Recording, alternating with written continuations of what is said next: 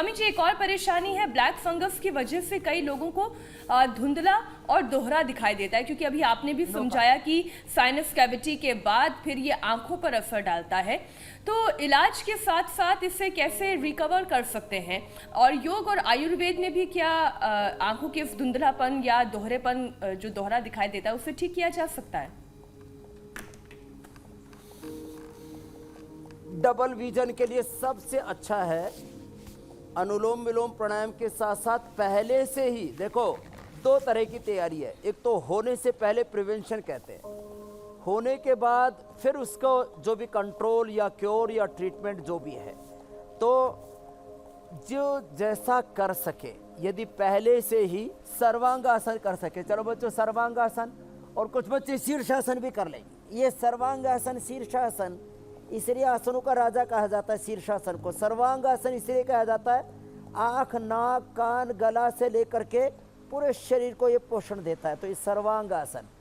और जो शीर्षासन बचपन से ही करते रहेंगे तो उनको कभी भी जिंदगी में ये प्रॉब्लम ही नहीं होगी। हो गई तो क्या करें, तो हो गई तो आंखों में सोम में आई ड्रॉप डालें, गुलाब जल रात में उसमें आंवले की कलियां भिगो करके रख दे, सुबह उसको आंख में डाल ले।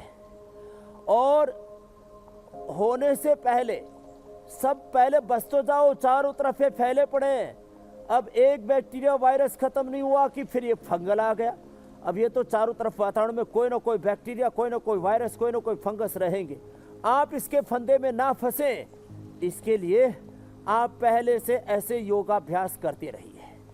और योगाभ्यास आराम आराम से करते हुए, साथ ही जो आपने आंखों के लिए बताया, चलो उल्टे लेट जाते हैं। आंखों के लिए सबसे अच्छा है फिर आमल के रसायन 200 ग्राम, सप्तामृत लोह 20 ग्राम, मुक्ता शुक्ति 10 ग्राम, मोती पिष्टी 2 से 4 ग्राम, रजत भस्म रौप्य भस्म 2 ग्राम, और उसके अंदर वसंत कुसुमाकर 2 ग्राम मिला दें। ये 2-2 ग्राम सुबह शाम खिला दें।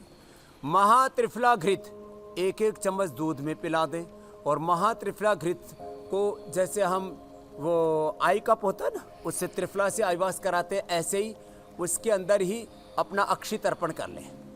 और ये आँख का पॉइंट दबा लें, ये वाला आँख का पॉइंट दबा लें एकदम इससे। और अनुलोम विलोम तो करना ही है, तो आँख में भी उसका असर कतई नहीं होगा।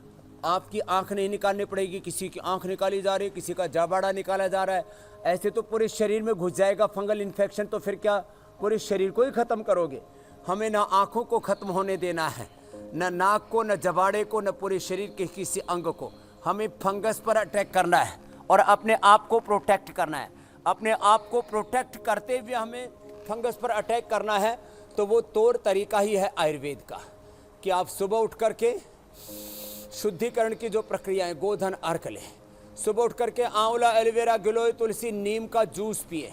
ये सारी चीज़ें वो चीज़ें हैं जो हमारी नेचुरली इम्यूनिटी को